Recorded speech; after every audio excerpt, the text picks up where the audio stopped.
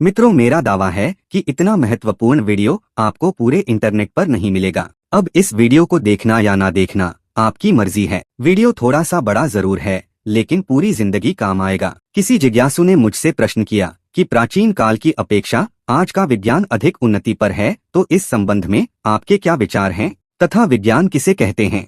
तो मित्रों, आपका स्वागत है कथामृत यूट्यूब चैनल पर। मित्रों, बहुत से लोगों ने MSc किया, AA सब कुछ किया, तो क्या बता सकते हैं कि साइंस का नाम विज्ञान क्यों पड़ा तथा कब पड़ा। हिंदी में साइंस को विज्ञान कहते हैं, तो क्या यह उचित है। लोग कहते हैं कि आजकल साइंस बड़ी उन्नति पर है। आज से 200-250 वर्ष पूर्व हवाई जहाज की इस रूप में कदाचित कल्पना भी नहीं थी, लेकिन आज वह सर्व सुलभ होता जा रहा है। रॉकेट, बम, परमाणु, हाइड्रोजन, मिसाइल और न जाने क्या क्या आविष्कार होते जा रहे हैं। यहाँ तक कि घर बैठे बैठे हजारों मील की दूरी तक विध्वंस करना संभव हो गया है। रोशनी, बिजली आप देख ही रहे हैं। चकाचौंध कर देने वाले टेलीविजन भी आप देखते ही हैं, जिस पर हजारों मील दूर के दृश्य उभरते हैं। चंद्रमा तक के दृश्यों को संसार ने देखा। मोटर, ट्रेन इत्यादि आविष्कार आप देख ही रहे हैं, जिसमें आए दिन परिवर्तन होते ही रहते हैं। तो अंग्रेजी माध्यम से इन सब का नाम साइंस ही है। तो मित्रों, यह साइंस आज ही उन्नति पर है तो ऐसी कोई बात नहीं है।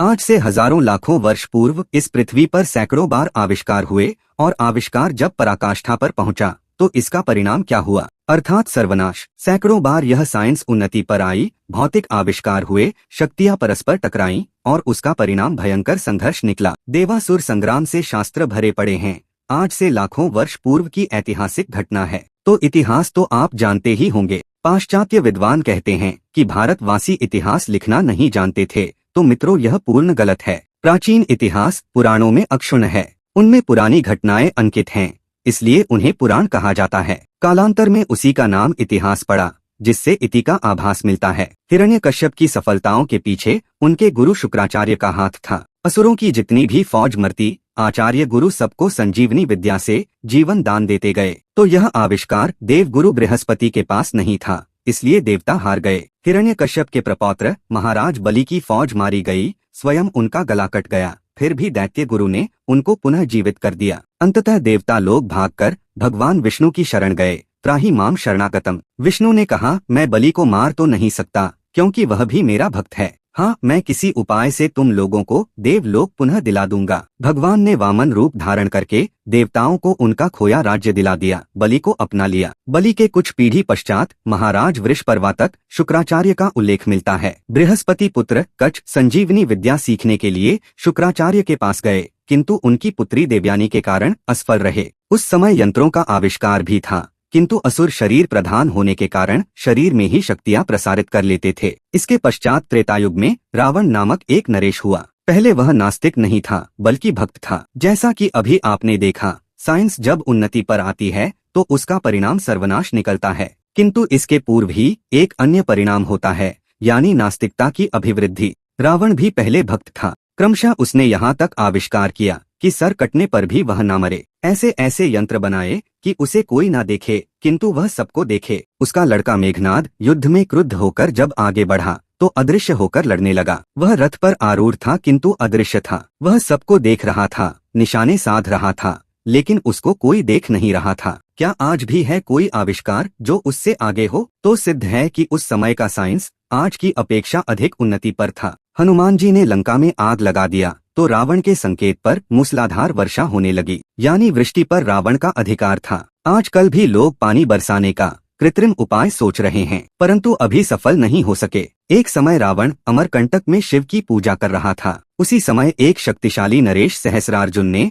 नर्मदा नदी का प्रवाह रोक दिया। रावण जहाँ पूजा कर रहा था, जल का स्तर बढ़ गया, फूल बह चले। पता चलने पर रावण के सेनापति प्रहस्त ने आक्रमण कर दिया। शत्रु सबल था, अतः प्रहस्त ने सबल यंत्र मूसल उठाया। मूसल जब चलने को हुआ तो उसके अग्रभाग से प्रलयकालीन लपटें निकलने लगीं। तो क्या वह धान कूटने वाला साधारण मूसल था? सिद्ध है कि वह यंत्र ही था। हाँ, उस समय की भाषा के अनुसार उसका नाम मूसल अवश्य था। तो धान कूटने वाले मूसल से क्या प्रलयकालीन लपटें निकलती हैं? यानी उस समय भी आविष्कार कितना आगे था। इतने पर भी आविष्कार शांत नहीं था, शोध जारी था। रावण ने निर्णय किया कि मैं स्वर्ग में सीढ़ियां लगवा दूंगा, काल का भय संसार से समाप्त कर दूंगा, अग्नि से धुआं मिटा दूंगा इत्यादि। जब आविष्कार पराकाष्ठा पर पहुंचा तब वह मदांध हो गया। पहले तो उसने भगवान को तिलांजलि दी, गालियां दी, कहने लगा कि मैं ही ईश्वर हूँ। फिर उसने सर्वत्र आक्रमण करना, विध्वंस करना प्रारंभ किया। अस भ्रष्ट आचारा भा संसारा, धर्म सुनिए नहीं काना। रावण धर्म कानों से सुन भर लेता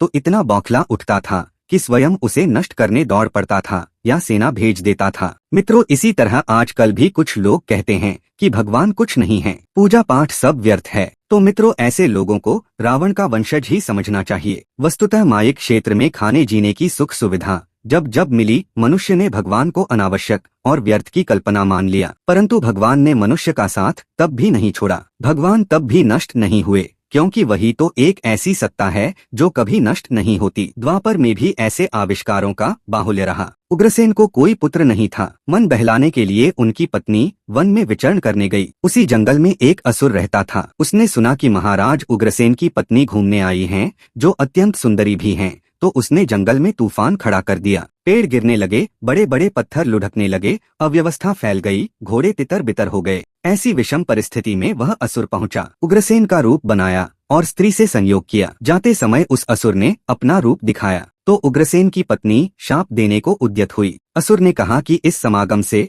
आपको अत्यंत पराक्रमी पुत्र होगा। तो मित्रों, जिसे लड़का ना हो उसे लड़के की लालच ही पर्याप्त होती है। वह बेचारी मन मारकर लौट आई। फिर कंस का जन्म हुआ। शास्त्रकार लिखते हैं कि उस अधम राक्षस ने आसुरी माया का प्रयोग किया। तूफान खड़ा कर देना, अग्नेयास्त्रों का संचालन, वृष्टि करा देना इत्यादि आसुरी माया की संज्ञा में था। द्वापर में ही एक अन्य असुर बाणासुर नाम का था। उसने भी अपनी वेदशाला में आश्चर्यजनक आविष्कार किए थे। बाणासुर की कन्या जब विवाह योग्य हुई तब बाणासुर ने उसे एक सुरक्षित महल में रख दिया। उसके चारों ओर 3 अक्षौहिणी सेना का पहरा बिठा दिया, जिससे कोई राजा महाराजा उस अनिंद्य सुंदरी कन्या का अपहरण न कर सके। उस बालिका ने देखा कि मेरे विवाह के लिए ही इतनी सतर्कता बरती जा रही है, अतः उसे चिंता हुई। तो बार बार चिंतन करने पर स्वप्न में उसे पति का रूप दिखाई पड़े। उसने अपनी सखी चित्रलेखा को बुलवाया, जो मायावी चित्रकार थी। वह अपना सपना सुनाकर चित्रलेखा से यह पता करने को कहा कि सपने में उसे कौन मिला था। चित्रलेखा अनेक महाराजाओं के चित्र दिखाती हुई अंत में जब श्री कृष्ण का चित्र बनाने लगी तो बाणासुर की कन्या उषा ने बताया कि यह तो नहीं है,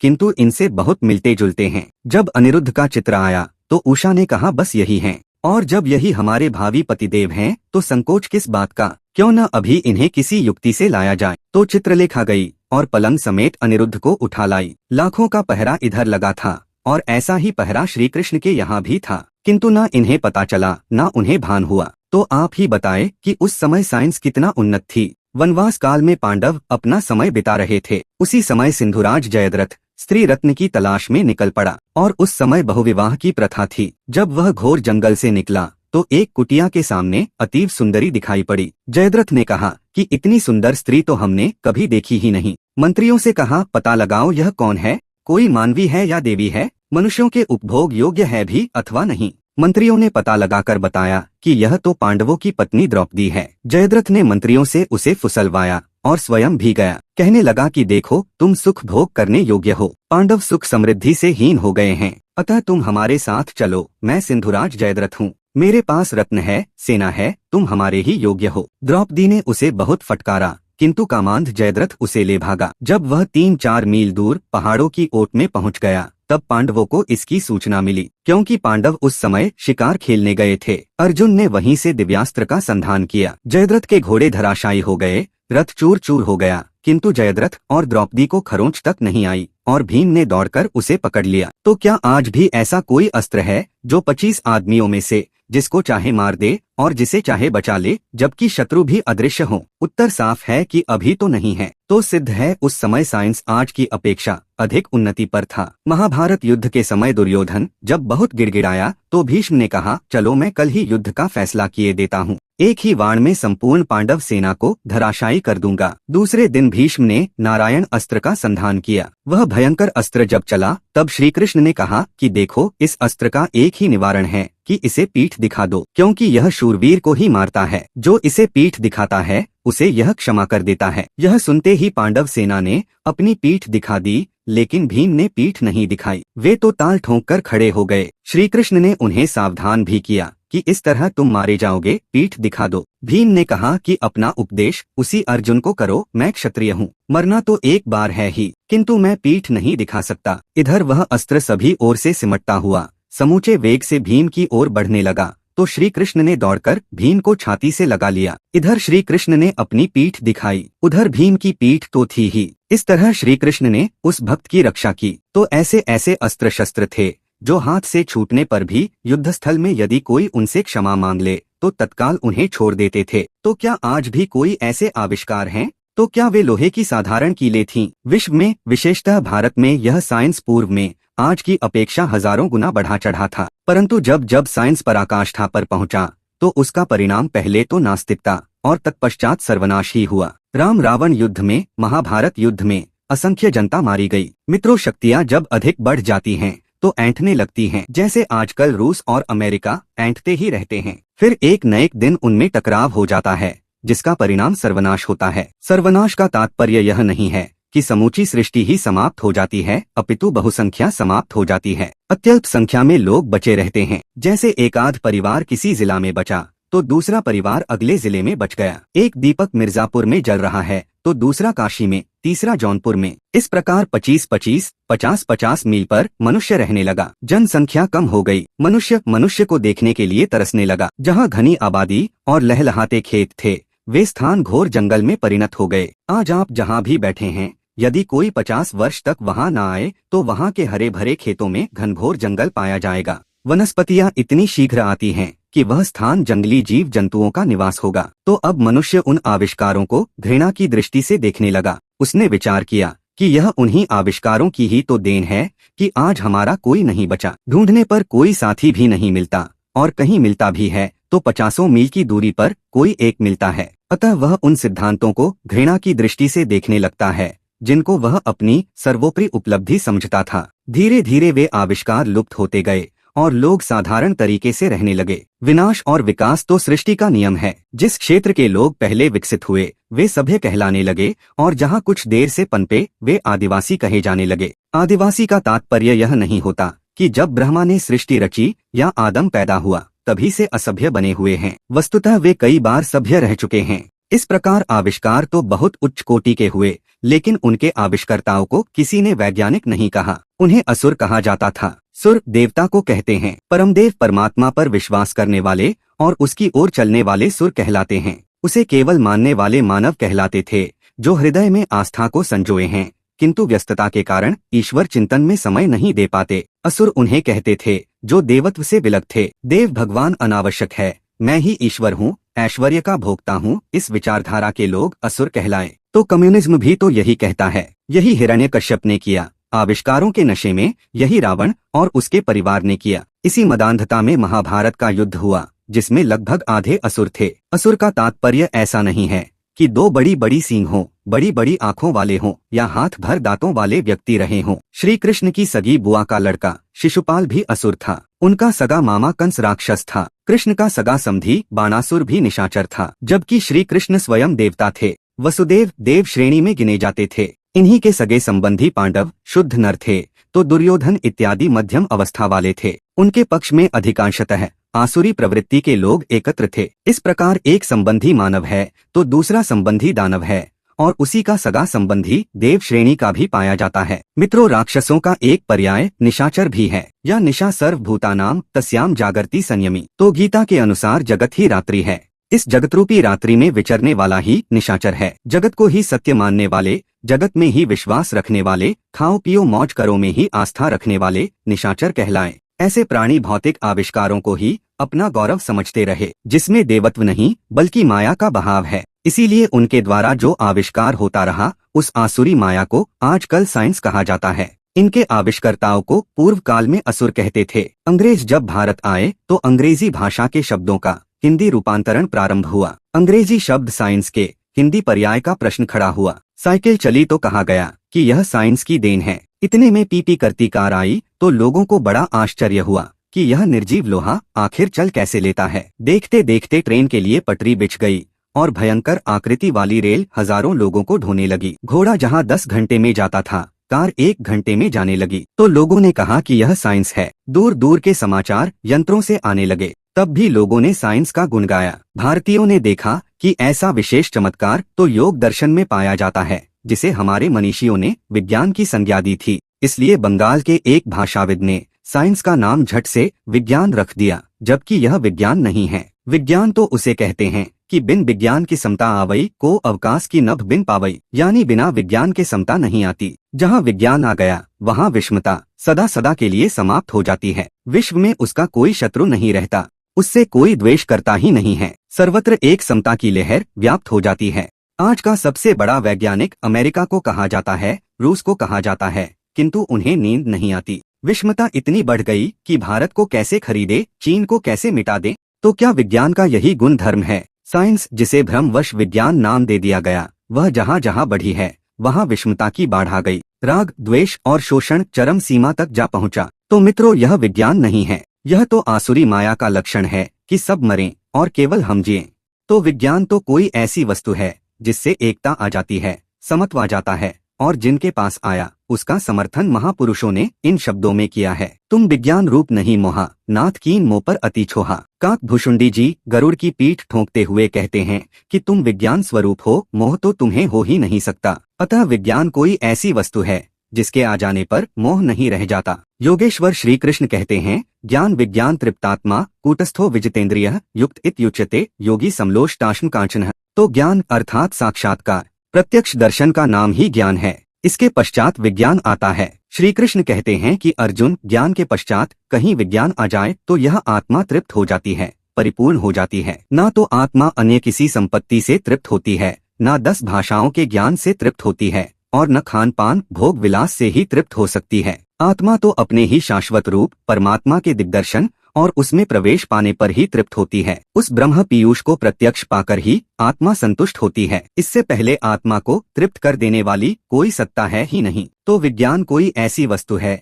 जो इस आत्मा को ब्रह्म पीयूष से भेंट कराती है और उसे पूर्ण तृप्ति प्रदान कर देती है। ऐसी आत्मा फिर कभी अतृप्त नहीं होती। विज्ञान उसे कूटस्थ, अचल और स्थिर कर देता है। फिर वह आत्मा कभी चलायमान नहीं होती। चलायमान होकर योनियों में जन्म नहीं लेती, बल्कि शाश्वत स्थिति पा जाती है। इस प्रकार विज्ञान का इतना बड़ा महत्व है कि आत्मा को पूर्ण तृप्ति प्रदान करता है, अचल स्थिति प्रदान करता है, विषमता को समाप्त करके समता प्रदान करता है। जहाँ विज्ञान रहता है वहाँ मोह नहीं रहता। किंतु इस तथाकथित विज्ञान में तो जिनके पास जितने अधिक आविष्कार हैं वह तो उतना ही अधिक इतराता है, उतना ही द्वेष और जलन की भावना उसमें अधिक पाई जाती है। संसार को गुलाम बनाकर अकेले वही जीने की कामना करने लग जाता है। जिनके पास और अधिक आविष्कार हैं वे कहते हैं कि भगवान कुछ नहीं है, विषय ही सब कुछ है, खाओ पियो मौज करो ही सर्वस्व है। जब जब आविष्कार बढ़े, हिरण्यकश्यप, रावण, कंस, दुर्योधन सभी ने एक स्वर से यही कहा। देवासुर संग्राम की गाथाओं से पुराणों के पन्ने भरे पड़े हैं, वे पुराण जिनमें हमारे पुरातन इतिहास का संकलन है। देवासुर संग्राम बार बार हुआ, किंतु उल्लेखनीय है कि दैवी संपत्ति वाले समूल नष्ट कभी नहीं हुए, क्योंकि वे भगवान पर आधारित थे। और भगवान ही एक ऐसी सत्ता है जिसे न शस्त्र से काटा जा सकता है, न अग्नि जला सकती है, न ही वायु सुखा सकती है। प्रकृति में पैदा होने वाली कोई भी वस्तु उसका स्पर्श तक नहीं कर सकती। वह सर्वत्र संचालित है, वह अपरिवर्तनशील है, और वही एक ऐसी सत्ता है जो शाश्वत है। इसीलिए दैवी संपत्ति के अनुयायी सदैव थे, आज भी हैं। और नास्तिकता चाहे जितनी बढ़ जाए, आस्तिकता का संचार बना ही रहेगा। आज कुछ लोग कहते हैं कि विदेशों में विज्ञान बहुत उन्नति कर रहा है, इस पृथ्वी से वैज्ञानिकों ने बहुत कुछ पैदा कर लिया है, परंतु यथार्थ तो यह है कि इस पृथ्वी का वे एक कण भी उठा नहीं पाए। उनके सभी आविष्कार माया की परिधि तक ही सीमित हैं। और विदेश क्या, दुनिया ही एक देश है। हाँ, भारत से बाहर आविष्कारों के पीछे भाग दौड़ अधिक दिखाई देती है। भारत इस बार पीछे दिखाई दे रहा है, लेकिन अतीत में आविष्कार भारत में ही हुए थे। हिरण्यकश्यप भारतीय था, रावण भारतीय था, देवासुर संग्राम भारतीयों के बीच ही हुआ था, पांडव भारतीय ही थे। आज की तुलना में उनके आविष्कार बढ़े चढ़े थे, किंतु परिणाम क्या निकला? यानी अपने ही स्वजनों की भयंकर क्षति हुई। अतः यहाँ प्रलयकारी युद्धों में कल्याण न देखकर भारत शांति और भगवत चर्चा की ओर अग्रसर हुआ। यही कारण है कि यह देश माइक आविष्कारों में इस बार पीछे है। यही भारत की आध्यात्मिक विरासत है, जिनके लिए वह सदैव जगतगुरु रहा है, आज भी है और रहेगा। हमारे पूर्वजों में से क्षत्रिय नरेश विश्वामित्र का नाम बड़े आदर से लिया जाता है। वे अपने युग के जाने माने आविष्कर्ताओं में से थे। उन्होंने रजवीर्य के संयोग के बिना ही मनुष्यों की सृष्टि का संकल्प किया। भौतिक वस्तुओं को जोड़कर मनुष्याकृति तैयार की, नारियल जैसा मुख बनाया, सीप जैसी आंखें इत्यादि। जब उनमें प्राण संचालन करने लगे तो संभावित पुरुषों ने आकर उनसे निवेदन किया कि आप यह क्या कर रहे हैं। विश्वामित्र ने कहा कि नई सृष्टि रचने जा रहा हूँ। महर्षियों ने कहा कि आप समर्थ हैं, आप रच लेंगे, इसमें कोई संदेह नहीं है, किंतु तनिक विचार करें कि दुख भोगने के लिए तो दुनिया भर के जीव पड़े ही हैं। आप और भी पैदा करने जा रहे हैं। दुख भोगने के लिए आत्माओं का सृजन आपको शोभा नहीं देता। संसार में इतने जीव दिन रात हाय हाय कर रहे हैं। आपको तो ऐसा कुछ करना चाहिए जिससे इन दुखों से छूटने का कोई मार्ग निकल आए। संसार को ना रचकर संसार को पार करा देने वाली कोई युक्ति रचें। ऐसा सुनकर विश्वामित्र ने अपने उस विचार को बदला, तपस्या में संलग्न हो गए और क्रमशः उस परब्रह्म परमात्मा का दिग्दर्शन करके उसी स्वरूप में परिपूरित हो गए। ब्रह्म से संयुक्त होते ही वे ब्रह्मर्षि कहलाने लगे। इस प्रकार मनीषियों ने माया के चमत्कारों को कभी भी श्रेय नहीं माना। तो मित्रों, अब तक आपने साइंस पढ़ा, जो वस्तुतः आसुरी माया है, जो अधिक बढ़ जाने पर भगवान तक को तिलांजलि दे देता है। किंतु अब आपको वास्तविक विज्ञान की ओर बढ़ना होगा, जिसे जान लेने पर और कुछ भी जानना शेष नहीं रहता, जिसे पाने पर और कुछ भी पाना शेष नहीं रह जाता। केवल वही आपको पूर्ण आत्मिक संतुष्टि प्रदान करने में सक्षम है। तो मित्रों, यदि आपने कथामृत को सब्सक्राइब नहीं किया है तो जरूर करें। जय श्री कृष्णा।